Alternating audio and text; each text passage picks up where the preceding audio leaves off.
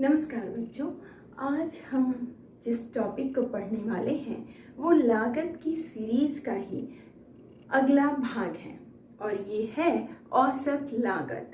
किस प्रकार से निकाला जाता है यह औसत लागत, इस वीडियो में हम इसी बात को जानेंगे। और साथ ही बच्चों, मैं आज आपको एक ऐसी नई चीज़ से भी अवगत कराऊंगी जो मुझे यकीन है कि अधिकांश आप में से बच्चे जो पढ़ रहे हैं वो इसे नहीं जानते होंगे। किस प्रकार हम एक वक्र की सहायता से दूसरे वक्र का डेरिवेशन कर सकते हैं, ज्यामितीय तरीके से हम किस तरीके से औसत लागत निकाल सकते हैं, इसे जानेंगे आप इस वीडियो में।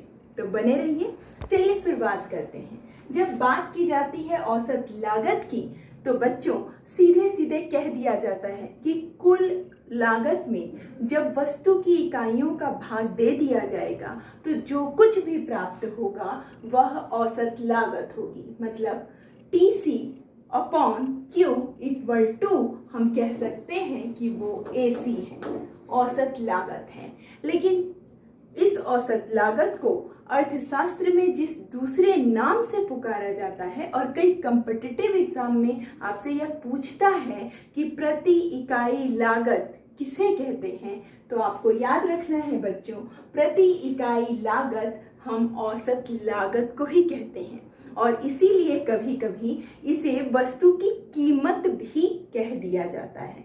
तो अगर एक लाइन में परिभाषा कही जाए तो औसत लागत किसी वस्तु की प्रति इकाई लागत होती है जो हमें उसके कुल लागत में उत्पादन की इकाइयों का भाग देने पर प्राप्त होती है। अगर मैं अल्पकाल और दीर्घकाल में औसत लागत को बांटूं तो बच्चों, मैंने पहले भी आपको बताया है कि अल्पकाल का अर्थ होता है वह समय अवधि, फॉर टाइम पीरियड, जब हम बहुत अधिक परिवर्तन नहीं कर सकते, जब हम कुछ साधनों को स्थिर रखते हैं और कुछ साधनों में ही परिवर्तन करते हैं। मतलब कुछ साधनों की मात्रा को घटा सकते हैं और कुछ साधनों की मात्रा को बढ़ा सकते हैं, लेकिन कुछ साधनों में हम बिल्कुल भी परिवर्तन नहीं कर सकते। और इसका उदाहरण मैंने आपको बताया था, जैसे आप कम समय में अपने फर्म के भूमि को, उसकी जगह को नहीं बदल सकते, तो उस भूमि का किराया, उस जगह का मूल्य आपकी स्थिर लागत हो जाएगी। और जिसे आप कम ज्यादा कर सकते हैं, अगर वो मशीनरी है, मजदूर है, तो वो आपकी परिवर्तनशील लागत हो जाएगी। तो बच्चों, औसत लागत को दो समय काल में बांटा गया है, अल्पकाल और दीर्घकाल। और इसी आधार पर औसत लागतें दो तरह की होती हैं। औसत स्थिर लागत, जिसे हम AFC कहते हैं, एवरेज फिक्स्ड कॉस्ट, और दूसरी होती है ABC, एवरेज वेरिएबल कॉस्ट, मतलब औसत परिवर्तनशील लागत। अब देख लेते हैं कि इसे ज्ञात करने का सूत्र क्या होता है। तो बच्चों, इसे दो तरीके से ज्ञात किया जा सकता है।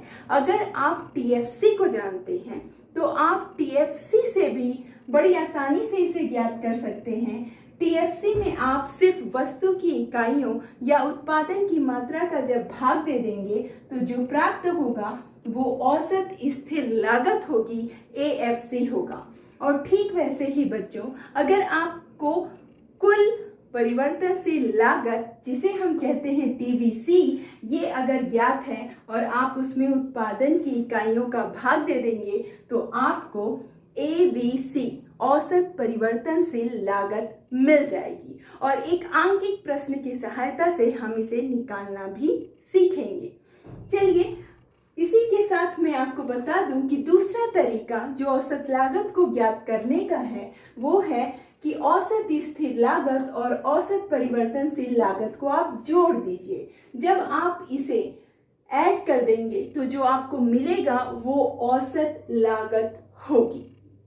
तो मैं समझती हूँ कि आप समझ गए होंगे, औसत लागत किसी वस्तु की प्रति इकाई लागत होती है जो कुल लागत में उसकी मात्रा का भाग देने पर प्राप्त होती है।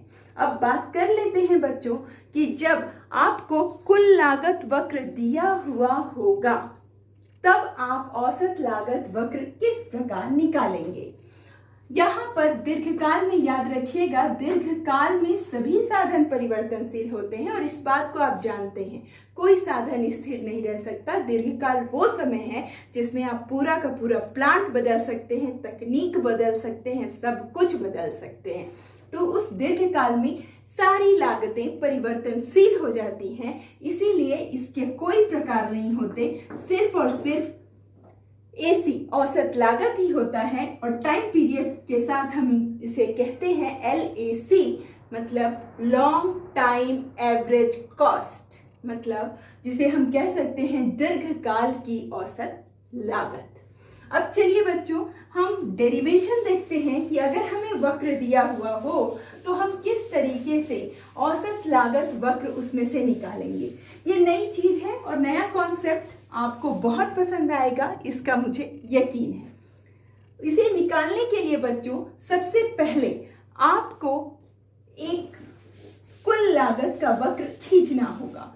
और जैसा कि आप सभी जानते हैं कि कुल लागत का जो वक्र होता है, मैंने आपको बताया है कि वह उल्टे S के जैसा होता है और उसमें कुल औसत लागत, कुल जो है वो स्थिर लागत और साथ ही साथ कुल परिवर्तनशील लागत शामिल होती है।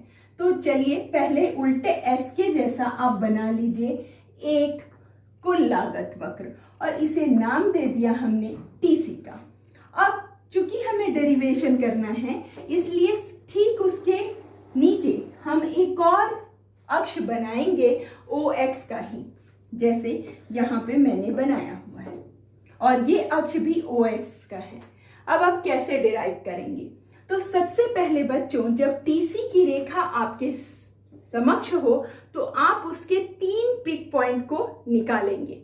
पिक पॉइंट कहने का मतलब क्या कि कब औसत लागत ज्यादा थी, कब औसत लागत कम थी और कब औसत लागत फिर बढ़ गई, या इसे कहूं कि कब वो बढ़ रही थी, कब वो स्थिर थी और कब पुनः बढ़ने लगी। आप इन 3 पॉइंट्स को लेंगे और इस TC की रेखा में आपको वो 3 बिंदु बिल्कुल ही स्पष्टता दिख रहे होंगे। जैसे यहाँ पर वह बढ़ी, इस जगह पर वह बढ़ी और इस जगह पर बढ़ी। आप यहाँ से भी लंब डालकर औसत लागत निकाल सकते हैं और आप चाहें तो नीचे से कोई भी उत्पादन की मात्रा ले लीजिए, जो भी या बिंदु आपको पसंद हो आप वो बिंदु ले लीजिए और उस उत्पादन स्तर पर औसत लागत की गणना हम करेंगे।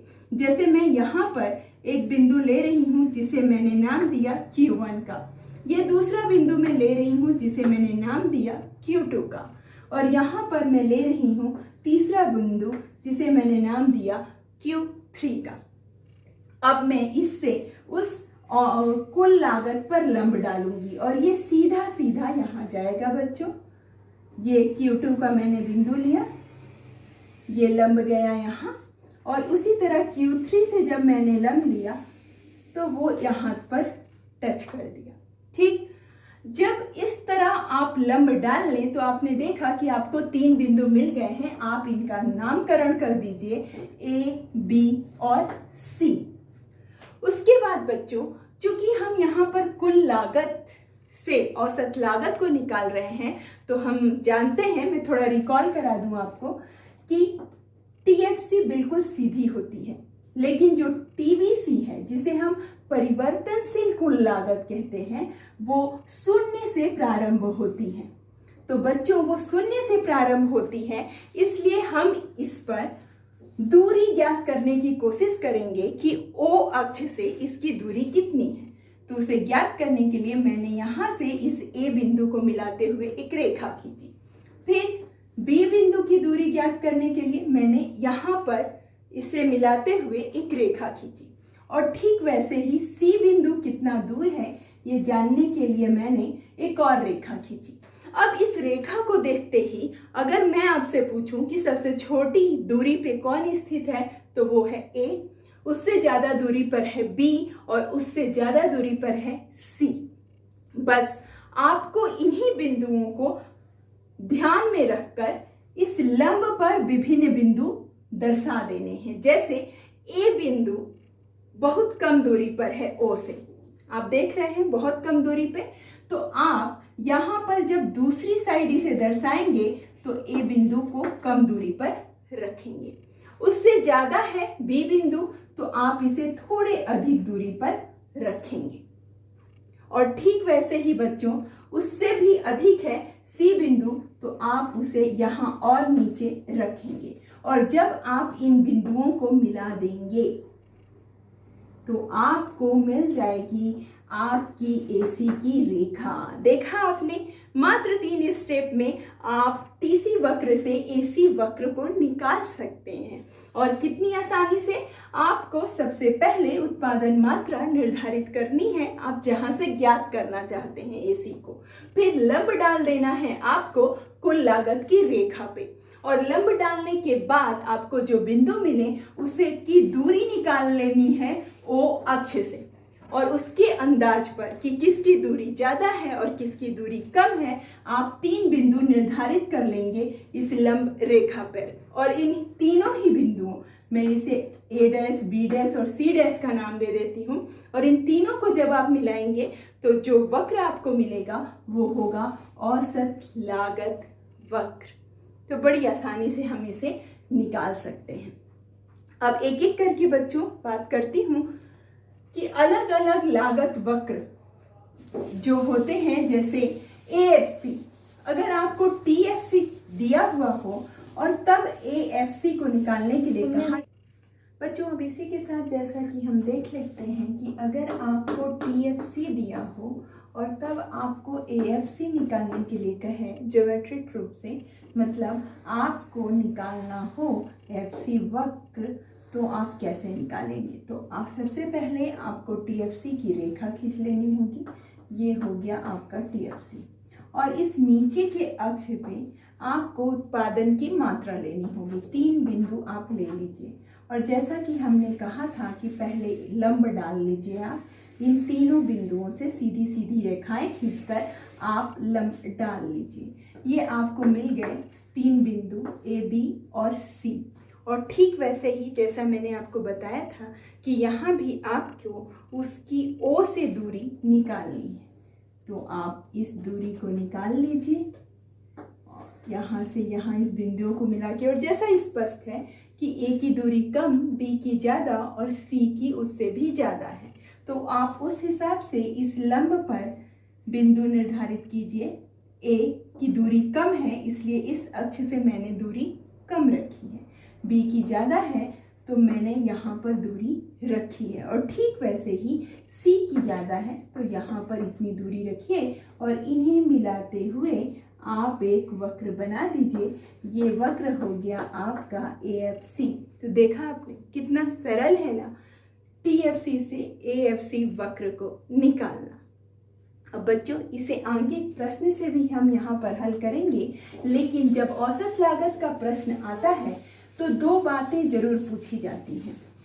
पहला पूछा जाता है कि AC का वक्र जो है या औसत लागत का वक्र U आकार का क्यों होता है। औसत लागत वक्र U आकार का क्यों होता है।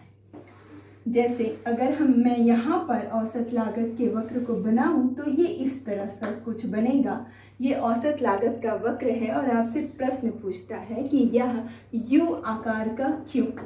तो बच्चों एक लाइन में आपको इस बात को याद में रखना है कि शुरू में किसी भी उत्पादन के काम में शुरू में जो लागतें होती हैं वो केवल स्थिर लागत बढ़ती है। उसके बाद जैसे जैसे उत्पादन क्रिया बढ़ती जाती है वैसे वैसे लागतें बढ़ती चली जाती हैं। तो याद रखना है कि शुरू में यहाँ पर लागत अधिक, लेकिन जैसे जैसे उत्पादन बढ़ेगा तो लागत हो जाती है कम। और फिर हम जानते हैं कि उत्पादन पर नियम लागू होता है उत्पत्ति ह्रास, जिसका दूसरा मतलब ही है लागत में वृद्धि। तो ये जो 3 नियम हैं ये औसत लागत वक्र को U आकार का कर देते हैं। मतलब शुरू में जब हम प्रारंभ करते हैं कार्य तो लागत अधिक, लेकिन उत्पादन की मात्रा बढ़ाते हैं तब आगम अधिक होने लगता है और लागतें कम हो जाती हैं, जो उसे यू का सेप देती हैं। और फिर उत्पत्ति ह्रास नियम की क्रियाशीलता के कारण लागतों में होने लगती है वृद्धि। तो आप याद रखिएगा कि औसत लागत के यू आकार के होने का यह एक प्रमुख कारण है। और दूसरा बच्चों, ये पूछा जाता है कि जो AFC होती है वो रेक्टेंगुलर हाइपरबोला क्यों होती है, जिसे हिंदी में हम अति परिवलय कारक कहते हैं। और रेक्टेंगुलर हाइपरबोला का मतलब है इस तरह का वक्र। ये ऐसा क्यों होता है? शुरू में जैसा कि हम देख रहे हैं कि लागत अधिक और धीरे धीरे जो है वो लागत कम होकर एक स्थिर पैमाने की ओर बढ़ती है। ऐसा क्यों होता है? तो आपको याद रखना है कि यह निकलता है TFC से, स्थिर लागत वक्र से। इसका डेरिवेशन हम करते हैं या उससे हम इसे निकालते हैं। उसी के साथ बच्चों आप बताएंगे कि उत्पादन की मात्रा का और लागत का एक निश्चित अनुपात होता है, और जब AFC की गणना की जाती है तो ये अनुपात शुरू से लेकर अंत तक निश्चित ही रहता है, अर्थात अनुपात में किसी तरह का परिवर्तन नहीं होता। अगर उत्पादन की मात्रा 10 से बढ़कर 20 हो गई तो जो अनुपात है लागत लगने का वो 1 से बढ़कर 2 हो जाएगा। मतलब इन दोनों के बीच का अनुपात निश्चित रहेगा, भले वो संख्या कितनी भी बढ़ती रहे। तो यह एक प्रमुख कारण है कि AC वक्र रेक्टेंगुलर हाइपरबोला होता है, या जिसे हम हिंदी में अति परिवलय कारक कहते हैं। तो याद रखिएगा कि AC को हम हाइपरबोला क्यों कहते हैं, उसका मुख्य कारण ये है कि उत्पादन की मात्रा और लागत का अनुपात स्थिर रहता है। बस एक लाइन में आप इस तरीके से इसे समझ सकते हैं। अब बच्चों मैं आपको आंकिक प्रश्न बताने जा रही हूँ, तो आप आंकिक प्रश्न के माध्यम से इससे आप समझेंगे कि किस प्रकार हम कुल लागत से निकाल सकते हैं औसत लागतों के विभिन्न प्रकारों को। तो यहाँ पे मैं आपको प्रश्न बताने जा रही हूँ, तो अब आप ध्यान से सुनिएगा बच्चों कि अब हम आंकिक प्रश्न यहाँ पर लिखने जा रहे हैं। और मैं सबसे पहले आपको बताऊं कि आपको ऐसे ही प्रश्न मिलेंगे कि पहले उत्पादन की मात्रा दी हुई होगी जो 0 से शुरू होगी, उसके बाद आपको कुल लागत दिया हुआ होगा, तो 0 से 1 2 3 4 तक हम ले लेते हैं और हम मान लेते हैं कुल लागत दिया हुआ है 80, 102, 122, 156 और मैं यहाँ पे 140 लिख दूँ, 140 और यहाँ पर 156। इस तरह कुल लागत वक्र दिया हुआ है। अब आपको निकालने के लिए क्या क्या चीज़ें कही जा रही हैं, आपको निकालने को कहा जा रहा है TFC, आपको निकालने को कहा जा रहा है TVC, फिर आपको निकालना है AFC और उसी के साथ आपको निकालना है AVC। अगर इसकी गणना करनी है तो आप कैसे करेंगे? तो सबसे पहले बच्चों, जब उत्पादन 0 होता रहता है तो कौन सी लागत लगती है? सिर्फ स्थिर साधनों की लागत लगती है। तो उत्पादन अगर 0 है बच्चों तो फिर भी लागत लग रही है कितनी? 80। तो आप इसे समझ सकते हैं कि ये उस भूमि का या मकान का किराया है जो उत्पादन नहीं शुरू होने पे भी लगता ही है। तो वही हमारी क्या हो गई? फिक्स्ड कॉस्ट, स्थिर लागत। तो आप बेधड़क इस 0 में जो भी संख्या लिखी हुई हो कुल लागत, उसे फिक्स्ड लागत मान के आप इस पूरे को लिख सकते हैं। तो इस पूरी इकाई में जो कुल स्थिर लागत है वो 80 ही होगी, क्योंकि ये वो मकान का किराया है जो आप कितना भी उत्पादन बढ़ा ले नहीं बढ़ेगा, वह उतना ही रहेगा जितना आपने तय किया है। अब बच्चों हमें गणना करनी है TVC की। तो हम लोग सब जानते हैं कि THC और TVC का योग ही होता है TC। तो अगर आपको TVC निकालना है तो आपको इसमें से इसे घटाना होगा। तो आप जब इसे घटाएंगे तो यहाँ पर आ जाएगा TVC 0, और जब आप इस 102 में से 80 को घटाएंगे बच्चों तो आ जाएगा आपका 22। 122 में से जब 80 को घटाएंगे तो आपका आ जाएगा 42, और 140 में से जब आप 80 को घटाएंगे तो ये 60, और 156 में से जब आप 80 को घटाएंगे तो ये आएगा 76।